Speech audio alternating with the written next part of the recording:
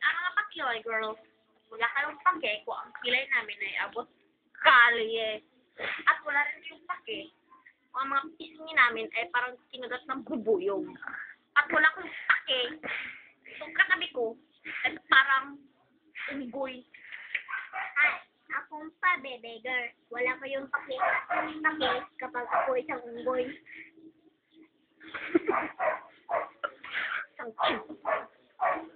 At wala rin kayong pake kung ganito kami. Gusto nyo, gumawa rin kayo ng ganitong kilay. Pa-zigzag pa. At kumain din kayo ng banana para maging unggoy din kayo. Tama. Kagaya nito. Kapag gusto nyo yung parede, boy, gusto nyo rin kayong magpa-upload. At wala kayong pake kapag kami ang no. Parang ilong namin. Parang isang dugo. Ito, oh.